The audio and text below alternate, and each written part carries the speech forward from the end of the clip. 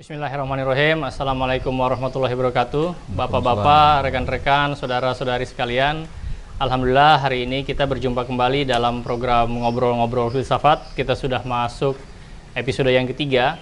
Kemarin sepanjang episode yang pertama, episode kedua kita banyak bicara filsafat agama, filsafat Islam berbeda dengan filsafat Barat. Nah, sekarang kita akan membahas filsafat dan agama itu khususnya dalam pandangan kita ya. Jadi kemarin di episode kedua Rijal sudah mulai mengatakan bahwa ya kita tidak perlu malu, tidak perlu ragu mengatakan bahwa filsafat kita ini filsafat Islam begitu ya. Bukan satu filsafat yang sekuler gitu ya. Dan sebaiknya juga teman-teman yang sekuler juga tidak perlu malu mengakui bahwa filsafat mereka ya filsafat yang sekuler juga gitu. Terbuka aja. Nah, keterbukaan itu akan membuat perbincangan dan dialog di tingkat mungkin di tingkat peradaban, di tingkat kebudayaan khususnya di Indonesia akan lebih mudah gitu ya dan lebih cair. Tidak dipenuhi saling curiga dan lain sebagainya. Tapi hari ini kita akan membahas mengenai filsafat dan agama, khususnya agama Islam, filsafat dan agama Islam. Jadi memang kedudukan filsafat dalam Islam ini kerap kali ya memang tidak ini juga ya, tidak ada juga perdebatan di dalamnya. Ada beberapa ulama yang mengharamkan begitu ya, mengharamkan filsafat. Ada beberapa kelompok juga yang mengharamkan filsafat begitu ya. Itu memang tidak kita nafikan gitu ya. Ada orang yang memandang seperti di pertemuan pertama kita bahas bahwa ada persepsi psikologis yang terlalu tegang terhadap filsafat begitu ya. Filsafat ini seperti akan mengancam keimanan, akan mengancam agama begitu ya. Itu memang kita akui dan memang pada faktanya memang ada kelompok-kelompok tertentu, kalangan-kalangan tertentu yang menggunakan filsafat secara dan menghasilkan satu kontroversi atau hal negatif terhadap agama begitu ya. Tapi sebenarnya bagaimana cara kita mendudukan filsafat dan agama ini dengan lebih seksama, dengan lebih tertata dan seperti kata filsafat itu sendiri dengan lebih bijak begitu ya. Lebih bijak. Jadi tidak terlalu ekstrim mengharamkan gitu ya, tapi juga bisa melihat manfaat-manfaat baiknya dan pada akhirnya mendudukan filsafat pada tempatnya yang tepat begitu ya. Hari ini kita akan membahas hubungan filsafat dan agama ini secara khusus karena kita mengatakan bahwa filsafat Islam ini tidak hidup sendirian dalam sejarah Islam, dalam peradaban Islam, dalam kebudayaan Islam. Ia terkait dengan filsafat dalam Islam, selalu terkait dengan agama. Gitu. Dalam konteks yang lebih khusus lagi, filsafat itu biasanya dikaitkan dengan ilmu kalam dan juga dengan tasawuf begitu ya. Iya, betul. Ada sambungannya begitu. Ya makanya kalau apa namanya ya bicara filsafat itu kan di satu sisi kita tahu berasal dari pendisiplinannya ya, pensistematisasiannya itu kan muncul di Yunani kuno gitu. Tapi memang tidak bisa dikatakan bahwa monopoli berpikir filosofis itu, monopoli tentang filsafat itu maksudnya cuma punya Yunani lah. Pokoknya kalau ada apa-apa yang mengatakan oh kita punya filsafat, wah berarti dia dipengaruhi Yunani gitu. Nggak begitu juga begitu, meskipun tadi ya, tidak bisa dinafikan bahwa orang yang atau kalangan yang berusaha merumuskannya sejak awal, mensistematisasikannya, ada pokok bahasan, ada metodenya, ada akumulasi ilmu yang dikumpulkan begitu, jadi macam kalau bahasa Inggrisnya body of knowledge gitu, sehingga kita bisa memanfaatkan apa yang dikaji oleh kalangan terdahulu tadi bisa jadi kita lanjutkan begitu. Ya itu orang Yunani lah jelas. Tetapi di setiap peradaban itu kita bisa lihat bahwa masing-masing sebenarnya punya cara membahasnya sendiri. Ada pembahasan tersendiri yang mungkin kalaupun tidak sesistematis orang Yunani, tetapi mereka juga punya gitu. Kayak Izutsu mengakui bahwa di timur itu nggak sematang di filsafat barat misalnya. Kalau di filsafat Islam, misalnya kalau dalam konteks pembicaraan filsafat dan agama, dalam konteks filsafat Islam lebih matang dari filsafat timur. Di satu sisi juga filsafat Islam perlu di zaman ini khususnya perlu semacam menjernihkan diri dari pembingkaian yang dibuat oleh banyak sarjana barat tentang filsafat Islam. Salah satunya gitu. Sebenarnya kematangannya juga cukup sudah luar biasa sebenarnya filsafat Islam, tapi karena banyak pembingkaian yang tidak jujur gitu ya. Ini sebenarnya perspektif mana, dari mana, ini mengatakan ini memang Islam dari awalnya begini gitu, padahal itu sebenarnya perspektif barat. Nah, ketidakjujuran ini membuat kita sendiri ketika ngelihat filsafat Islam dalam kacamata ketegangan yang ada pada barat gitu, padahal sebenarnya kita nggak semestinya mengadopsi ketegangan itu. Maksudnya filsafat itu dimiliki oleh setiap peradaban sebenarnya. Tapi memang nanti ada yang implisit atau eksplisit, ada yang lebih matang atau yang kurang matang. Itu sebenarnya yang satu yang perlu disadari itu. Sehingga ketika orang kemudian mau ke depannya gitu, mau melakukan dialog, hal-hal semacam ini menjadi sangat penting untuk diutarakan. Tadi dibilang ya, jangan malu-malu atau jangan takut. Justru itu menjadi satu bentuk kejujuran dalam berdialog. Setelah kita lihat bahwa cara dialog yang dia dilatari dengan semangat sekuler ini justru banyak menutup kejujuran itu sebenarnya. Justru kalau ditutup malah nanti kita nggak bisa menilai dengan lebih baik begitu. Ini dari mana, titik bijaknya di mana, dan bagaimana sebaiknya kita mengevaluasinya gitu. Itu yang saya pikir, sehingga kalau kita lihat tadi masing-masing peradaban itu punya filsafatnya, kan di ujungnya nanti masing-masing juga punya cara pandang yang khas tentang wujud gitu. Punya cara pandang yang khas tentang ilmu, punya cara pandang yang khas tentang apa yang disebut sebagai nilai baik dan buruk gitu. Dan ya bisa diperbincangkan lah, maksudnya pandangan mendasar masing-masing yang diwakili oleh konsep mendasar atau istilah-istilah kunci dalam masing-masing kebudayaan itu perlu dilihat kembali gitu, perlu ditelusuri juga oleh masing-masing dan oleh ketika kemudian ada dialog itu. Gitu. Kekhasan itu jangan sampai kemudian dihilangkan, tapi kekhasan itu juga jangan sampai merelatifkan gitu. Itu saya pikir sebenarnya ya penting ya dalam ngobrol-ngobrol, dalam artian ngobrol ke peradaban begitu. Ngobrol dengan pihak lain gitu ya. Ngobrol dengan pihak lain begitu. Jadi sebenarnya berfilsafat itu ialah hak segala bangsa begitu ya. Jadi tidak bisa Barat mengklaim bahwa hanya dialah yang berfilsafat, hanya dialah yang melahirkan ilmu dan semua peradaban harus mengekor pada dia. Tapi sebaliknya sebagai Muslim pun kita sebenarnya mengakui bahwa peran Barat dalam menghaluskan, mensistematisasikan gitu ya, itu adalah peran yang cukup signifikan dan kita menerima manfaat juga dari apa yang dilakukan oleh peradaban Barat itu. Gitu ya. Bahkan di satu sisi kan orang Islam pernah menghaluskan bahan-bahan itu lalu kemudian dimanfaatkan oleh mereka. Dimanfaatkan dalam artian tentu ada pembaratan di sana ya, bukan kayak ambil gampang aja minjem ya, nggak kemudian ada perubahan apa-apa gitu, enggak. Ya, jadi adapsi dan adaptasi di antara peradaban itu sebenarnya sesuatu yang sudah biasa begitu. Ya sebenarnya, cuma kadang suka jarang disadari aja. Nah, jadi sebenarnya di kalangan filsuf ini kalau kita lihat misalnya para filsuf ini Aristoteles dan yang lain-lain itu ketika memikirkan tentang gerak misalnya begitu ya. Misalnya kalau kita simulasikan seorang pemikir melihat ombak begitu ya. Kemudian bertanya gitu ya, kenapa ombak itu bergerak gitu ya. Mungkin zaman dulu sebelum mereka mensistematisasi cara berpikir dalam melihat alam, ketika ombak bergerak, mereka membayangkan begitu ya. Ada dewa Poseidon yang menggerakkan ombak gitu ya. Ada dewa laut yang menggerakkan ombak gitu.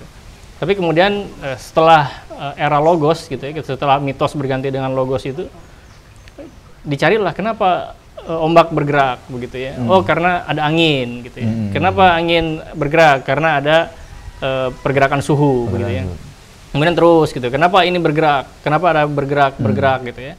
Nah, hukum nalar gitu ya, hukum akal akhirnya sampai pada kesimpulan bahwa harus ada gitu ya dalam rentetan gerak itu harus ada gerak, harus ada sesuatu yang menggerakkan, tetapi dia tidak digerakkan oleh yang lain. Gitu ya. Mungkin dalam bahasa para filsuf itu dikenal sebagai unmover gitu ya. Jadi katanya Tuhan para filsuf itu ada dua. Gitu. Satu unmover gitu ya. Kemudian ada lagi yang disebut dengan causa prima gitu ya. Bahwa kita kalau contoh yang biasa kita kenal itu kita berasal dari bapak ibu gitu ya. Bapak ibu berasal dari nenek kakek. Nenek kakek berasal dari bapaknya bapak terus gitu kan. Jadi ini harus ada ujungnya gitu. Harus ada sesuatu yang menyebabkan tetapi dia tidak disebabkan. Itu causa prima. Jadi kadang-kadang kalau disederhanakan para filsuf ini punya dua konsep mengenai Tuhan gitu ya. Unmover dan causa prima itu gitu ya. Itu tadi contohnya contoh yang sederhana gitu ya, supaya mudah dipahami. Tapi dalam konteks filsafat tentu lebih kompleks gitu ya. Lebih kompleks, ya, halus gitu ya. Tapi kita sebenarnya para filsuf pun gitu ya tidak pernah sampai kepada kesimpulan siapa, apa, dan bagaimana, apa zat yang menggerakkan tapi dia tidak bergerak itu. Zat apa atau ya apa yang dia menyebabkan tapi dia tidak disebabkan, begitu ya. Nah, dalam Islam gitu ya, perbedaannya dengan filsafat yang sekuler barangkali ya. Ada satu disiplin ilmu lain yang melengkapi filsafat ini, yang kita kenal biasanya dengan ilmu kalam gitu ya. Ilmu kalam ini menggunakan proposisi sam'iyat gitu ya, dari Al-Qur'an, dari wahyu, dari khobar begitu ya. Sehingga kita tahu bahwa nama Tuhan itu adalah Allah. Gitu. Kemudian Allah lah yang menciptakan gitu, dan banyak sekali proposisi-proposisi sam'iyat yang kemudian dikembangkan oleh ilmu kalam untuk menjelaskan lebih luas lagi. Lebih luas, lebih lengkap gitu ya. Jadi memang dalam Islam filsafat dan ilmu kalam ini bersaudara lah ya. Bersaudara. Iya, dia karena kan saling melengkapi begitu ya. Kalau kita memahami filsafat di satu sisi sebagai usaha akal manusia untuk mencapai hakikat sesuatu, akal manusia sebenarnya punya satu batasan yang memang tidak mudah sebenarnya untuk mengenali betul-betul, karena nanti ada orang yang dia lewatin batas itu tapi dia nggak tahu bahwa sebenarnya dia sudah melewati batas. Sebenarnya salah satu indikasi bahwa dia telah sampai pada batasnya adalah ketika dia melakukan semacam sukar untuk sampai pada keyakinan di tahap itu. Masih spekulasi gitu. Makanya kalau dalam konteks ilmu kalam, bagaimana proposisi sam'iyat itu bisa hadir, sebenarnya datang bukan melalui sebutlah jalur akal yang sehat itu, bukan jalur rasio. Dia tiba pada kita, tapi tiba lewat wahyu, tiba lewat hadis, yang kemudian dia datang kepada kita sebagai ilmu, bukan sebagai kata orang. Ya, maksudnya dalam artian sam'iyat ini sesuatu yang proposisinya itu nilainya masih bisa disebut bernilai ilmi gitu, bukan bernilai zonni, bukan bernilai dugaan atau sangkaan begitu. Nah, kalau kemudian dilengkapi dengan itu, ya, yang sebenarnya disuruh juga dari ilmu kalam, maka filsafat dalam konteks ini dibantu sebenarnya. Di wilayah yang dia kemudian melakukan spekulasi itu diamankan bahwa yang benar nih arahnya ke sini. Dibantu justru kekaburan matanya itu untuk melihat realitas di tahap yang rada kabur gitu ya. Justru dibantu dengan semacam alat, ya kalau pakai kita lihat teropong atau kacamata dan seterusnya, itu justru agama, proposisi samanya dalam konteks itu spesifiknya membantu kita melihat lebih jauh karena yang memang akal sudah mulai punya keterbatasan gitu. Batas akal itu disadari juga oleh para filsuf muslim, termasuk yang kontemporer sekarang ini gitu ya. Betul. Nah, itu makanya kalau kita misalnya lihat di buku Risalah untuk kaum muslimin karya Syed Muhammad Naqib Al-Attas gitu ya, Prof. Al-Attas. Ada misalnya di halaman 72 kalau nggak salah ya. 75 ya, di buku ini dijelaskan gitu yang menariknya satu puisi gitu ya, semacam ya bisa disebut puisi gitu ya. Di halaman 75 ini yang membicarakan tentang tempatnya filsafat gitu, tempatnya perjalanan akal. Kalau saya boleh bacakan secara singkat gitu ya. Di dalam tuntunannya yang murni, daya falsafah boleh menduga samudra luas ya. Boleh membilang lautan pasir dan sinaran mentari. Tapi kau, Allah, tiada dacing ataupun pita yang boleh menjulang ke angkasa gaibmu. Sesilaunya kandil akal, ya, sungguh pun terbit dari suryamu. Sia-sia nak ngiri, mengekori langkahmu nan tak terbatas dan kekal. Pikiran lenyap sebelum dapat menjulang tinggi, seumpama saat lampau dalam masa abadi.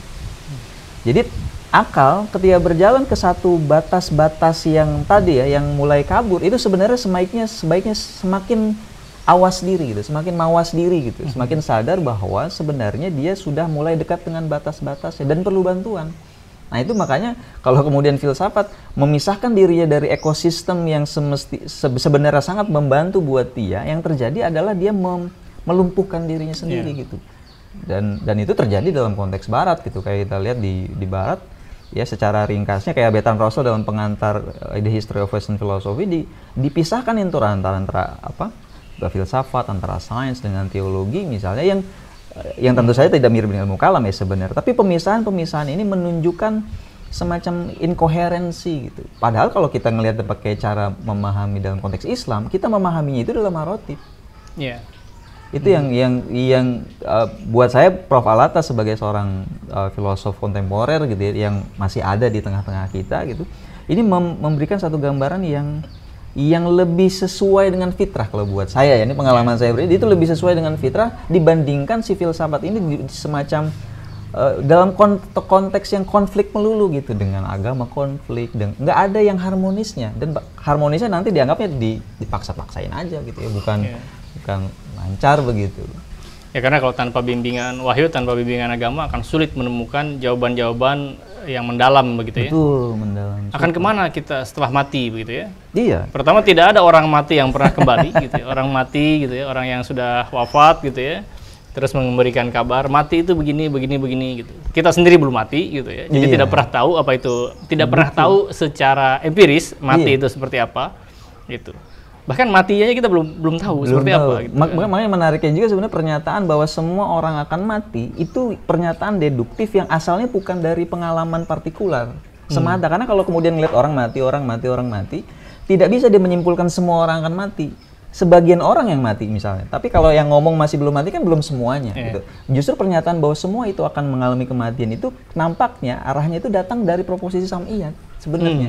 Dibandingkan kayak kemampuan, karena kalau pakai induktif dia nggak bakal sampai pada generalisasi yang sebutlah valid begitu. Ya dia cuma bilang sebagian besar gitu. Nah itu menarik. Ya, jadi akal tidak akan tahu apa yang akan terjadi di alam kubur gitu ya. Tahu, nggak bisa. Amal apa yang bisa menyelamatkan kita di alam kubur gitu. Tidak, filsafat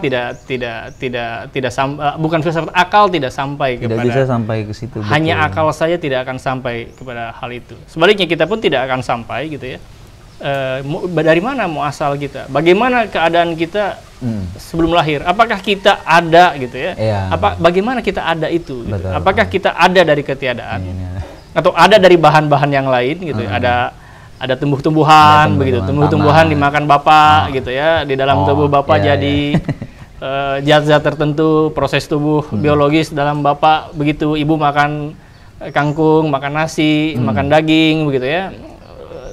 Proses biologis dalam tubuh ibu menghasilkan sel-sel tertentu gitu ya. Kemudian bersatulah sel dalam ibu dan bapak begitu di rahim ibu gitu.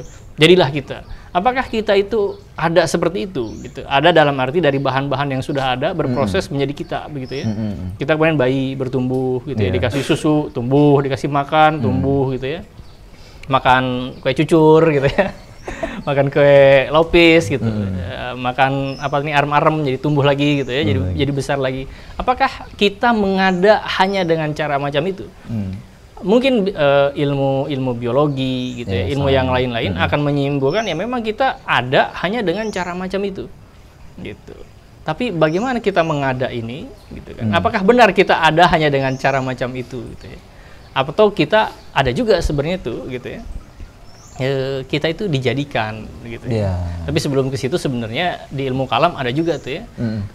Kita mengenal dalam apa ya, dalam akidah Asy'ariyah terutama ada sifat 20 begitu ya. Gitu. Itu disebutkan bagaimana sebenarnya itu Allah itu wujud gitu. Ada Allah itu qidam, Allah itu baqo gitu kan, dan lain sebagainya.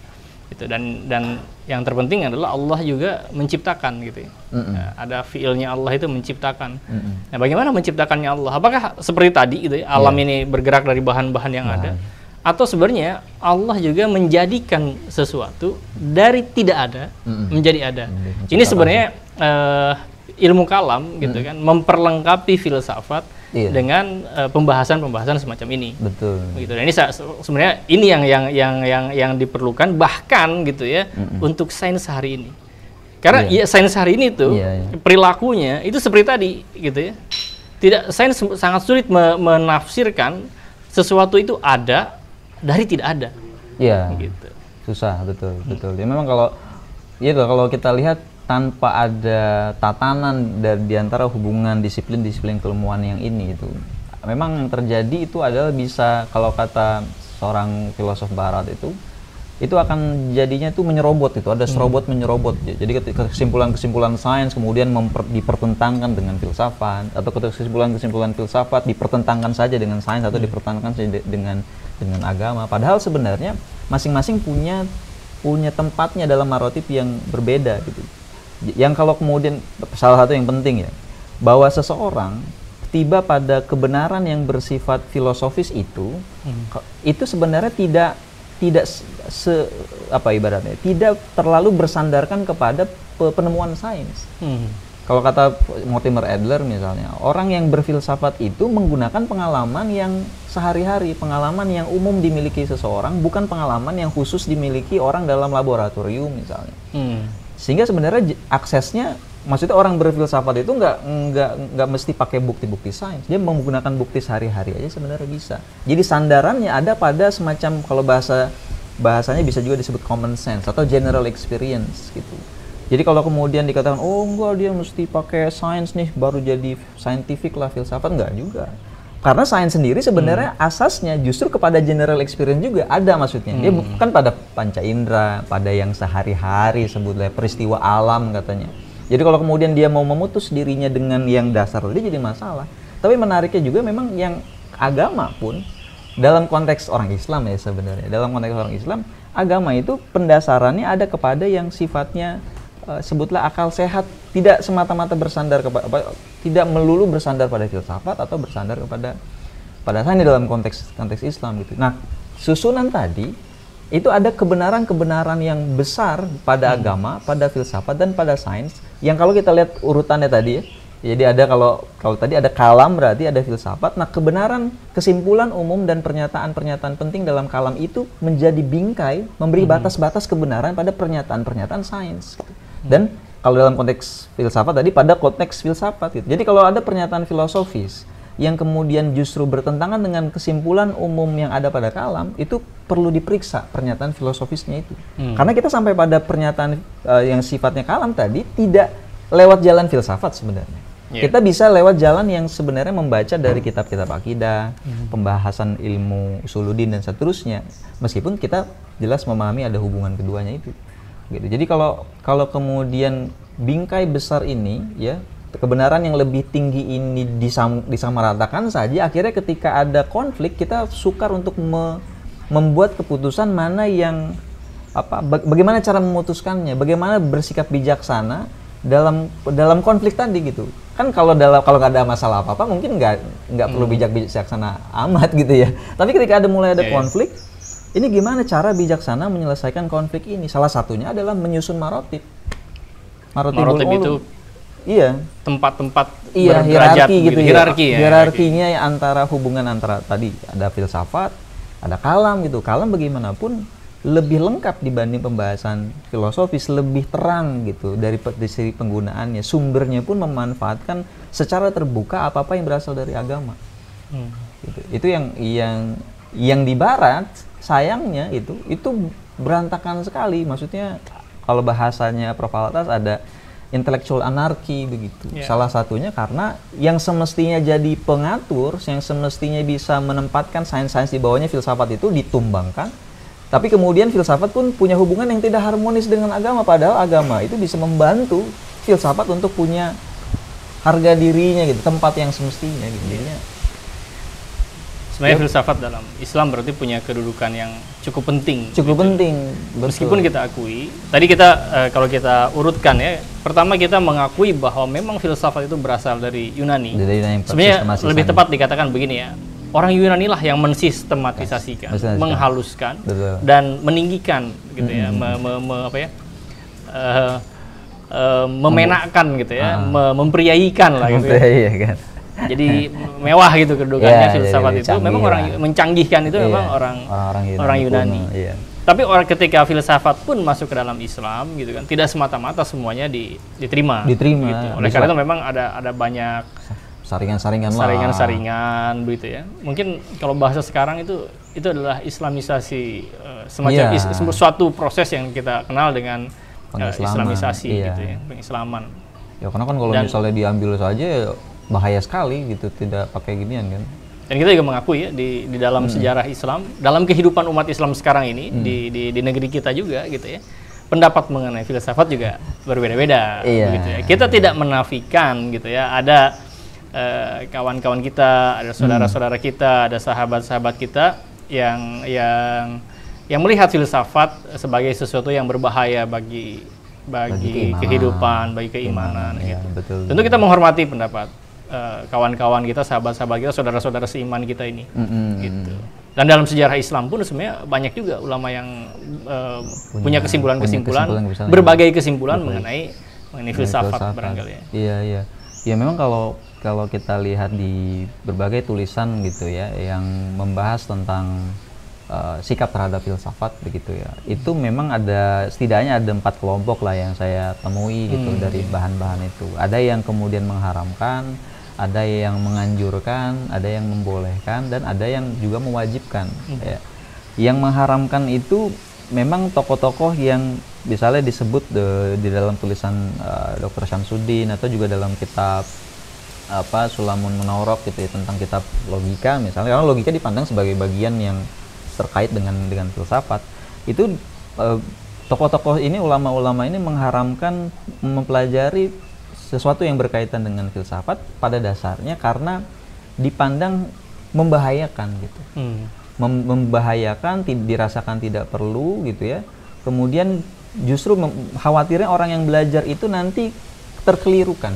Itu yang paling serius yang dikhawatirkan, concernnya. Jadi mereka berpandangan bahwa logika dan secara umumnya filsafat itu semacam isinya adalah kekeliruan-kekeliruan saja gitu. Jadi kenapa kita mesti mempelajari hal tersebut? Itu yang misalnya mengharamkan, yang menganjurkan misalnya, yang merekomendasikan gitu. Itu ada juga gitu yang kemudian meskipun dikatakan tidak sampai fardu kifayah katanya ya. Jadi menganjurkan karena memang orang yang mempelajarinya akan punya kemampuan lebih baik di dalam penguasaan disiplin keilmuan lain. Kayak Imam Ghazali misalnya dipandang juga mendukung pendapat ini misalnya.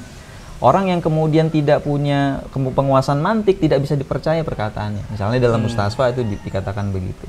Tetapi juga kita juga bisa melihat relevansi dalam konteks kontemporer bahwa ketika orang belajar logika, ya belajar dasar-dasar berpikir misalnya yang terkait dengan filsafat itu adalah hal semacam prasyarat penting untuk kita jadi punya penguasaan yang baik gitu, permulaan terhadap bidang-bidang yang lain juga gitu.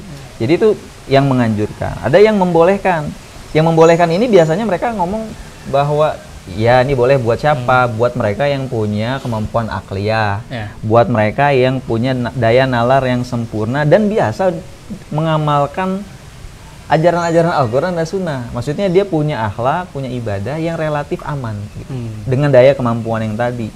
Sehingga kemudian dia yang relatif nggak kena bahayanya lah sebutlah. Atau kalau ada juga pendapat yang mengatakan bahwa kalau dia lagi ragu, dia dalam keadaan sakit gitu, itu dia perlu menyelesaikan permasalahan itu dan dapat jawaban yang jelas tentang hal itu, wajib buat dia untuk menyelesaikannya. Jadi dia misal terpapar filsafat, lalu dia perlu menyembuhkannya misalnya, ya dia perlu belajar itu, ya memang dipelajari saja. Ada juga yang mengatakan yang wajib, yang fardu kifayah gitu, karena bahwa sedemikian pentingnya peran filsafat dalam artian membangun keilmuan di satu sisi, yang kedua adalah memahami tantangan kontemporer gitu, memahami tantangan yang datang dari barat itu, yang kalau kalau bisa dikatakan gitu ya, kalau saya melihatnya dan dari analisis yang saya baca juga, makanya penting menyadari bahwa ada yang disebut sebagai worldview itu salah satunya ya, bahwa ketidaknetralan sebutlah ya, meskipun ini pembahasan yang bisa diperjelas lebih lanjut, tapi secara ringkasnya concern mereka yang khawatir dengan filsafat atau apa-apa yang terkait dengan filsafat adalah semestinya dibedakan antara worldview dengan filsafatnya itu sendiri. Maksudnya hal itu perlu dibedakan. Filsafat antara yang barat dengan Islam dengan yang timur tentu saja akan ada kesamaan, kayak ada bidang epistemologi, ada yang ontologi, ada yang aksiologi misalnya. Tetapi ada nilai yang berbeda atau cara pandang yang berbeda yang itu perlu diutarakan juga supaya kecurigaan terhadap filsafat itu semacam jadi berkurang. Kayak bukan sesuatu yang diselundupkan gitu. Oh ini objektif diselundupkan masuk gitu. Padahal sebenarnya kalau ditunjukkan ini dari sini, posisinya begini, kalau punya kamu tuh begini dan begini gitu. Itu justru buat saya jadi ibaratnya dia karena udah kebanyakan curiga gitu dalam penjajahan, peristiwa, kebudayaan, globalisasi, hal-hal itu dismuggle ya, diselundupkan seperti itu. Justru sekarang zaman di mana keterus terangan konseptual kelihatannya jauh lebih menjanjikan dibandingkan retorikanya sekuleris gitu.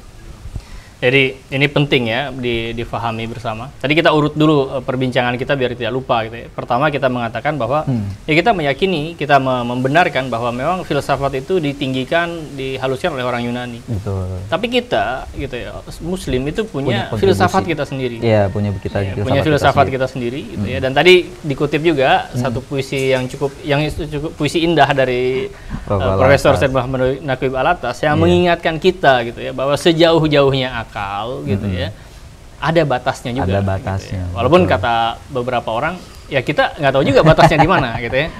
Tapi tadi sudah dikasih rambu-rambu ya. Kalau kita sudah mulai spekulatif gitu ya, mulai ini gimana gitu ya, itu sebenarnya sudah batas akal gitu. Sudah mulai ada batas. Nah, kita langkah selanjutnya dari kita setelah kita sadar bahwa filsafat ini punya keterbatasan, kita mengatakan bahwa filsafat dalam agama kita, filsafat Islam adalah filsafat yang dibimbing oleh agama. Dalam agama. Gitu. Bukan dipisahkan dari agama, bukan yang dipertentangkan dengan agama.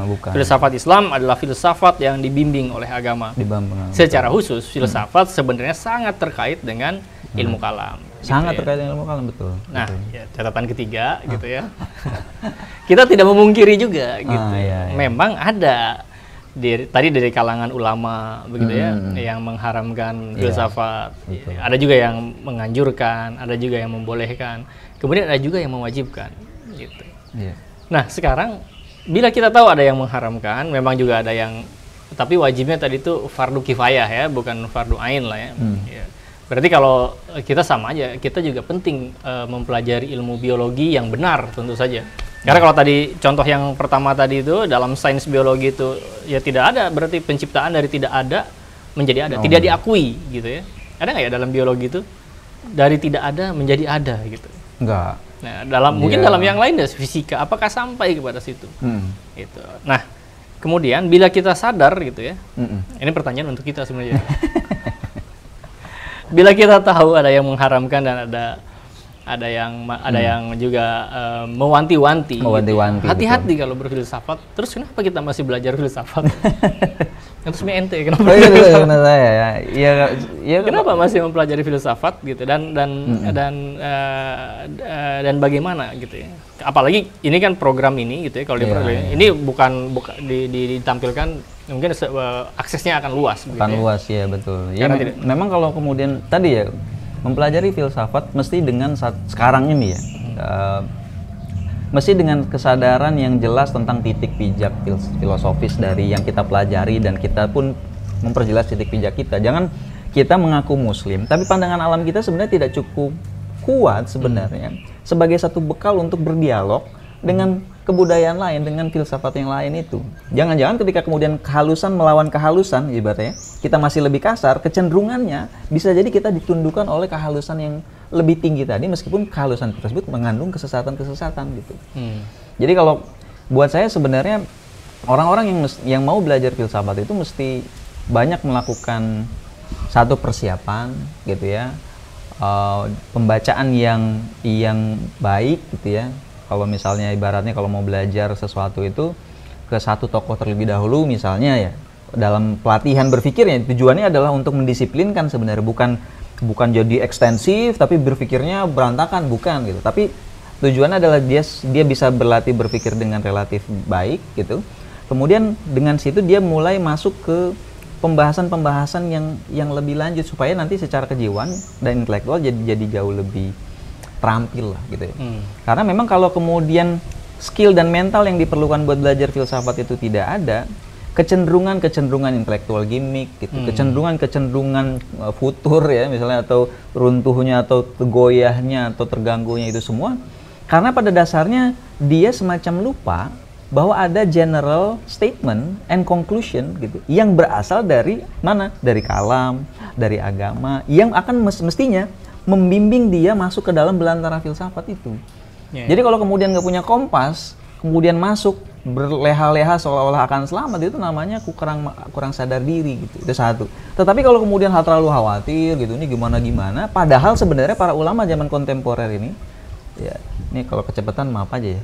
Tapi kalau kemudian di zaman kontemporer ini seseorang tidak melihat penjelasan para filosof kontemporer Muslim yang ngasih guidance gitu. Cara masuknya adalah kita sekarang dibantu dengan worldview, sekarang dibantu dengan pemahaman atas filsafat Barat, sekarang dibantu dengan pemahaman atas sebutlah ada nanti yang kalam, ada yang tadi tasawuf dan seterusnya misalnya, yang dia akan jauh lebih siap gitu. Jadi kalau kemudian dia mau masuk justru unarmed gitu, maksudnya melemahkan dirinya, melepaskan persenjataan yang semestinya dimiliki, kan itu namanya siap-siap mati konyol secara bahasanya gitu. Dan pada kenyataannya hari ini kita secara keilmuan didominasi oleh cara pandang yang, katakanlah dari cara pandang yang sekuler, dari cara pandang terhadap wujud yang tidak sama dengan kita. Betul, tapi boleh jadi kita tanpa sadar. Iya, gitu. Betul. Jadi nggak sadar kebanyakan lah. Jadi mungkin salah satu persoalan kita itu adalah kita sebenarnya hari ini kita juga mengakui ya, bahwa kita ditakdirkan hidup di abad ke-20, abad ke-21 ini, di mana kedudukan Islam itu tidak seperti di masa-masa lalu gitu ya, bahwa Islam di masa kejayaannya begitu ya. Kita mengakui bahwa hari ini secara politik, secara ekonomi gitu ya, yang dominan di dunia ini adalah peradaban Barat begitu ya. Iya. Nah, tapi bukan hanya dominasi politik dan dominasi ekonomi yang terjadi begitu ya. Juga sebenarnya alam pandang Barat, cara pandang Barat terhadap wujud juga mempengaruhi kita. Betul. Gitu. Sebagai contoh tadi, kalau kita kembali lagi contoh yang tadi itu gitu ya, biar tidak banyak contoh gitu. Iya benar. Yang biologi itu gitu. Iya. Mari kita ekstrimkan persoalan tadi. Bagaimana kita diciptakan? Katakanlah biologi mengatakan melalui proses itu.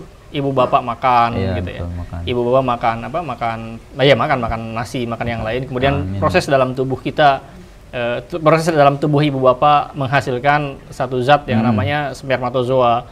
Proses dalam makan itu kemudian diproses oleh tubuh ibu kita menjadi ovum. Kemudian sel spermatozoa dan ovum itu bersatu, jadilah kita gitu ya. Berarti gitu, kita itu bukan ada dari tidak ada, tapi dari benda-benda yang ada, dari berbagai anasir dalam anasir-anasir dalam alam berproses sedemikian rupa, jadilah kita. Bukankah itu juga artinya gitu ya, meniadakan Allah sebagai pencipta, Allah yang menjadikan kita dari tidak ada menjadi ada. Gitu. Berarti yang berbahaya ini bukan cuma filsafat sebenarnya itu. Ilmu biologi juga jika diekstrimkan, kita bisa terjebak pada keabadian alam misalnya itu. Bisa. Fisika kita ekstrimkan bisa terjebak pada alam ini tidak bermula dan kemudian tidak ada penciptaan. Kalau kita ekstrimkan matematika gitu kan, tidak ada itu, semua itu tak berhingga, tidak ada batas, tidak ada limit misalnya itu. Kalau kita apalagi ya ilmu-ilmu lain gitu ya. Kalau kita muasal masyarakat gitu ya. Semua ilmu-ilmu pun kalau diekstrimkan gitu ya, dicari sampai tingkat yang paling dasar gitu ya, dalam biologi, dalam matematika, bisa jadi kita akan menemukan cara pandang yang berbeda dengan pandangan kita. Dan itu pada kenyataannya juga mempengaruhi cara pandang kita terhadap agama kita sendiri. Gitu. Karena sosiologi akhirnya, misalnya ilmu-ilmu sosial, ilmu humaniora mengatakan bahwa agama adalah hasil dari kebudayaan. Atau agama bagian dari kebudayaan. Maka kita melihat agama itu adalah seperangkat tata cara untuk menyembah Tuhan. Yang dibuat manusia. Untuk manusia. Juga panduan yang dibuat manusia dan disertai panduan-panduan mengenai bagaimana cara hidup, bagaimana cara bersikap sama orang tua, begitu ya. Agama tidak lagi ketika agama difahami seperti itu, gitu dalam konteks humaniora seperti itu, memang tidak akan ada yang disebut filsafat agama. Gitu.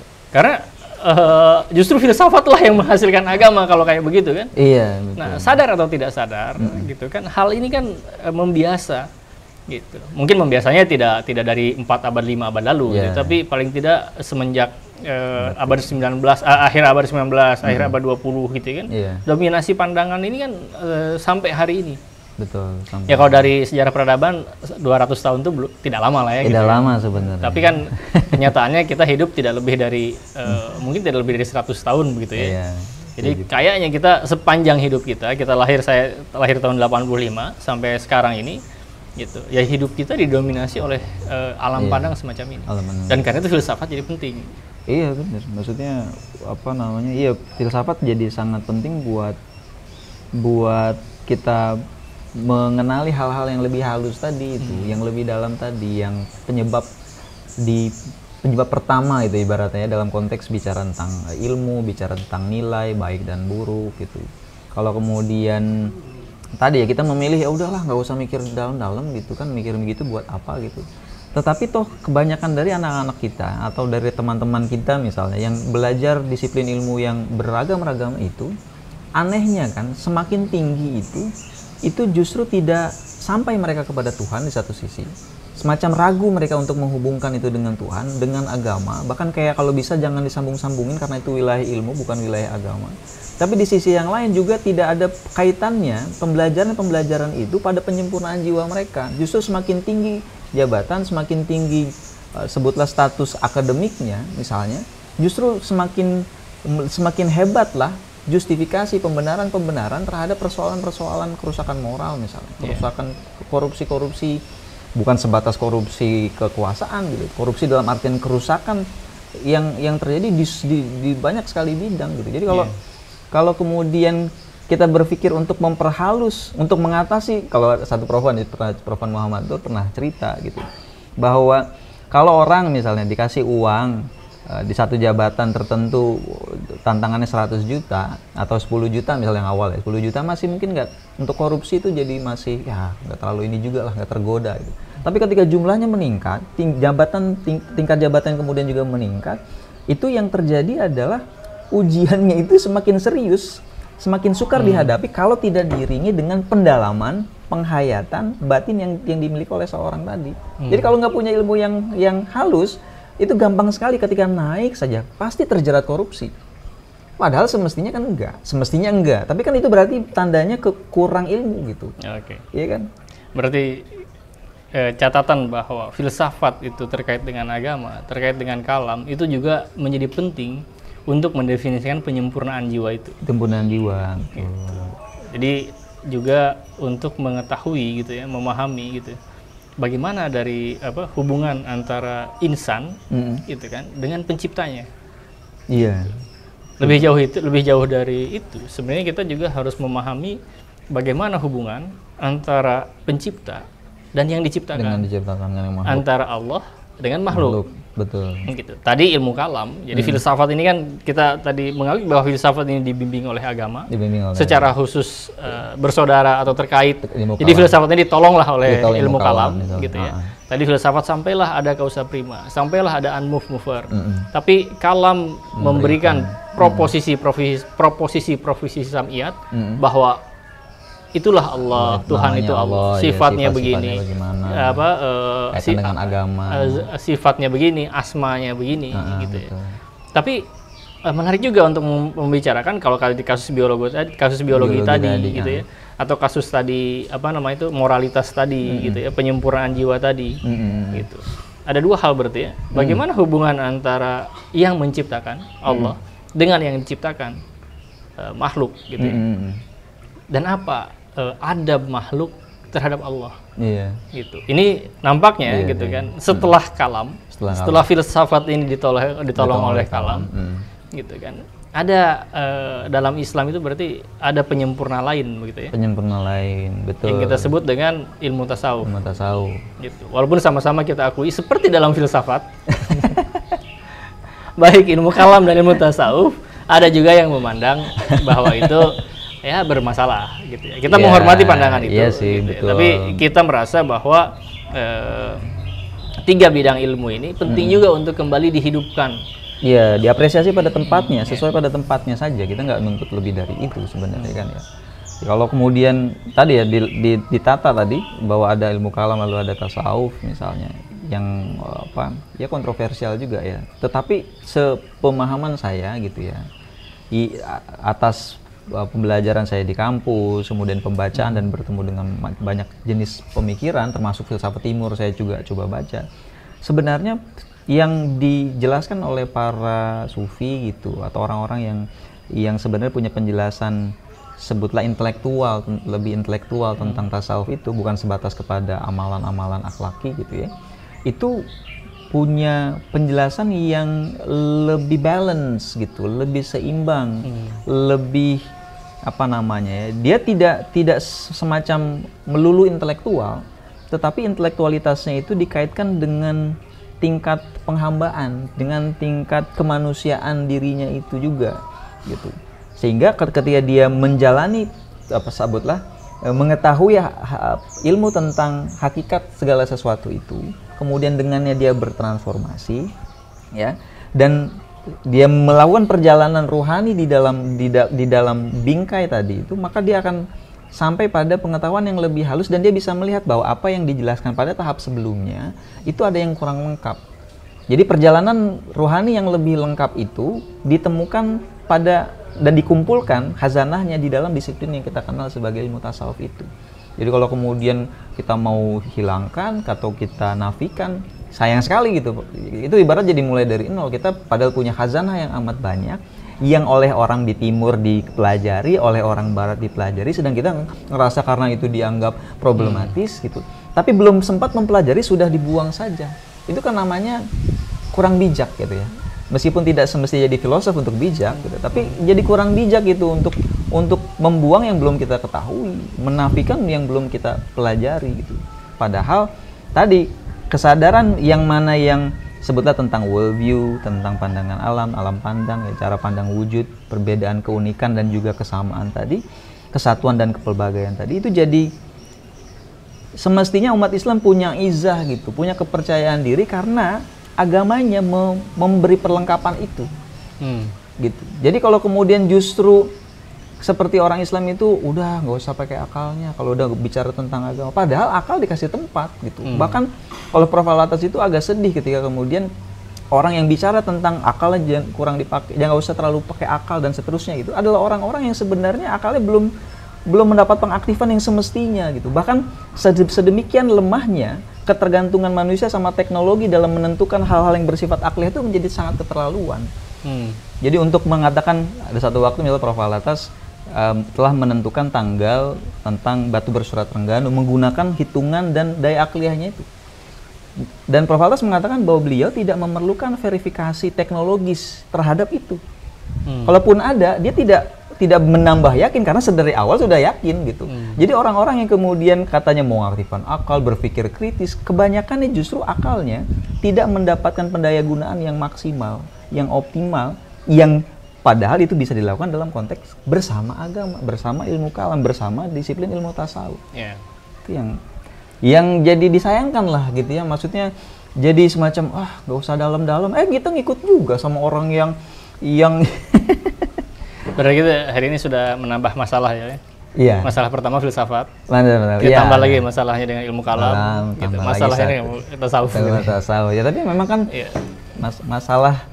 masalah kita terkait dengan itu juga gitu kan. Salah apresiasi terhadap ketiganya gitu.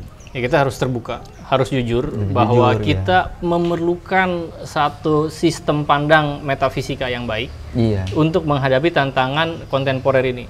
Gitu, bahwa kita didominasi oleh cara pandang barat gitu ya, worldview barat yang sebenarnya sadar atau tidak sadar telah mensekulerkan kita. Gitu. Ini bukan lagi, ini awalnya adalah sebab luaran gitu ya, sebab eksternal gitu, tapi kemudian masuk ke dalam tubuh umat Islam melalui sistem pendidikan sejak masa kolonial. Khususnya kalau di Indonesia sebenarnya kita bisa bincangkan lagi kapan pandangan-pandangan sekuler ini mulai masuk dan mulai problemnya hadir seperti apa itu di kebudayaan Indonesia kita. Nah, jadi memang mau tidak mau gitu ya, kita harus kembali menghidupkan gitu ya, untuk mengevaluasi secara lebih besar gitu ya, lebih mendasar gitu, lebih mendalam apa yang terjadi pada kita gitu ya. Kita membutuhkan ketiganya ya, filsafat, kalam dan tasawuf. Walaupun kita tentu tidak menafikan pentingnya pendalaman ilmu-ilmu lain gitu ya, untuk membangkitkan umat Islam hari ini. Umat Islam, iya. Maksudnya kalau apa tadi ya, kayak kita tidak mau memperdalam hal-hal itu gitu, jadinya umat kita yang sebenarnya punya potensi yang amat besar itu jadi semacam paralyzed gitu, dia kayak semacam lumpuh begitu. Tapi kan untuk menjawab kekeliruan tadi, bahkan tokoh-tokoh yang sering digunakan untuk mengharamkan filsafat, untuk melawan orang-orang yang belajar atau bergiat di dalam filsafat yang sebenarnya pengen memberikan jawaban-jawaban terhadap kekeliruan-keliruan. Akhirnya mereka ulama-ulama ini pun mesti mempelajari filsafat dengan tujuan tadi, dengan tujuan memberikan jawaban. Jadi kalau kemudian orang-orang yang mengatakan mengikuti ulama ini mesti lebih fair gitu, bahwa untuk sebagian diperbolehkan. Makanya tadi ada beberapa kategorisasi gitu, yang sebenarnya ada tuntutan-tuntutan lah, concern gitu, keprihatinan yang sebenarnya buat saya valid gitu. Tetapi kan kalau cuma sekadar khawatir, tapi itu jalan keluarnya apa? Jalan keluarnya kita mau isolasi. Kita mau isolasi total dari pembahasan filosofis di hari ini, tidak mungkin gitu. Oke. Kita urut sedikit ya. Iya. Bila tadi filsafat itu mengantarkan kita pada kesimpulan-kesimpulan yang cukup tinggi juga sebenarnya itu ya. Tinggi, ya betul. Bahwa ada penggerak yang tidak digerakkan, ada sebab yang tidak, ada penyebab yang tidak disebabkan gitu ya. Kemudian kalam bisa menjelaskan lebih lanjut lagi bahwa itulah Allah gitu ya, sifatnya begini, asmanya begini, hubungan sifat dan zat begini, hubungan zat dan asma begini, begitu ya. Nah, tasawuf itu tadi sempat disinggung apa yang disebut dengan worldview. Mungkin kata ini sering diungkapkan. Iya. Mulai populer juga kata worldview ini gitu ya. Iya, tapi betul. Mungkin di Indonesia juga diterjemahkan beragam ya, ada pandangan hidup, pandangan alam, pandangan gitu. Dunia, pandangan dunia, ada alam pandang gitu ya, dan macam-macam lah. Tapi worldview ini juga jadi penting untuk dipahami karena begini ya. Dalam filsafat itu ada yang disebut ontologi yang terkait dengan metafisika dan itu memang menjadi mendasar gitu ya. Mungkin kalau disederhanakan ontologi itu apa sih gitu ya, kita bisa bicara ontos, logos dan lain sebagainya. Tapi kalau disederhanakan kita bisa katakan bahwa itu adalah jawaban terhadap pertanyaan apa yang dapat manusia ketahui gitu ya. Tentang objeknya. Objeknya. Nah, apakah kalau kita agak ini ya, apakah manusia bisa mengetahui Allah? Iya, ya kalau ya tentu saja kalau ada jawaban-jawaban yang mengatakan kayak sukar atau bahkan mustahil, itu kan mengandaikan ada yang salah dan tentang pemahaman mereka tentang cara mengetahui atau jalan mengetahui. Ya kalau jawaban orang Islam ya kita bisa mengetahuinya tentang pencipta, ya tentang tadi penyebab yang tidak disebabkan, tentang pencipta dan Allah gitu. Itu kita bisa mengetahuinya lewat saluran-saluran yang tidak tunggal, tapi tersaling terkait, ada satu kesatuan di antara kesemuanya sehingga kita punya ilmu tentangnya secara lengkap, relatif lengkap dalam artian di sini yang manusia perlukan, tentu saja. Itu bisa begitu. Kalau di Barat ya mungkin nanti akan bilang, nggak mungkin, namanya aja kita sebenarnya kita yang bikin sendiri gitu kan, nggak ada namanya sebenarnya ini adalah gitu-gitu udah jadi. Jadi karena di Barat dipisahkan antara keyakinan dan pengetahuan. Ini cukup menarik ya, gitu. Bagaimana kita nanti membahas ini, kita sudah cukup panjang sebenarnya itu membahas apa itu filsafat, apa itu manfaat filsafat. Ini filsafat dan agama Islam itu seperti apa gitu ya. Iya. Dan sekarang saya pikir kita sampai pada kesimpulan bahwa filsafat Islam itu berbeda dengan filsafat Barat, begitu. Berbeda, iya betul, berbeda. Jadi secara umum tadi mungkin apa yang dapat manusia ketahui gitu ya, itu mungkin di Barat hanya istilah kerennya itu visible things dan invisible things gitu, tangible things sama intangible things. Gitu ya. Pendekatannya bagaimana cara mengetahui mungkin hanya lewat empirisme dan rasionalisme gitu. Iya, dari akalnya. Tapi ini tidak dibincangkan di episode ini, Jal. Oh ya, nanti kita ngobrol-ngobrolnya masih panjang. Rencana kita masih ada berbelas-belas dan berpuluh-puluh episode. Kalau lancar. Kalau timnya nggak kecapean dan bensinnya nggak habis di tengah jalan. Jadi insya Allah kita akan bincangkan ini. Jadi kita sudah membincang cukup dalam mengenai kedudukan filsafat dalam Islam. Semoga ya dengan perbincangan ini, tentu perbincangan ini masih amat sederhana. Contoh-contohnya masih sangat sederhana, bukan contoh-contoh yang kompleks yang biasa dibahas di kitab-kitab filsafat begitu ya. Tapi paling tidak kita bisa menyatakan gitu ya, declare bahwa ya filsafat yang kita bahas memang filsafat Islam dan kita tidak malu, tidak ragu dengan itu. Kita juga tidak malu mengatakan bahwa filsafat kita terkait dengan agama. Tidak basa-basi lah ya. Iya, jangan basa-basi. Dan sekaligus juga kita menghormati filsafat Barat yang sekuler itu. Tapi juga kita mengatakan kita bertentangan. Kita dengan ada, itu. iya betul. Nah, mungkin orang juga bertanya, ini dari kemarin dibahas filsafat barat, filsafat Islam. Nah, nanti episode selanjutnya kita akan bahas gitu ya. Sebenarnya perbedaan filsafat Islam dan perbedaan filsafat barat itu seperti apa? Gitu. Oke. Ini kan karena kita syutingnya hari Jumat ya. Ini pas nih bahas tasawuf, udah ada suara-suara orang mengaji gitu ya. Tapi kita ya karena menghormati hari Jumat, kita harus cukupkan dulu. Iya. Gitu ya. Alhamdulillah kita sudah sampai di episode ketiga ini. Insya Allah kita nanti lanjutkan di episode keempat dengan tema perbedaan filsafat Barat dan filsafat Islam. Ya. Kita cukupkan ngobrol-ngobrol soal filsafat episode ketiga ini. Kami mengucapkan terima kasih kepada bapak-bapak, ibu-ibu, saudara-saudari yang sudah meluangkan waktunya untuk menyimak kegiatan obrolan ini. Semoga bermanfaat gitu ya. Terima kasih. Wassalamualaikum warahmatullahi wabarakatuh. Waalaikumsalam warahmatullahi wabarakatuh.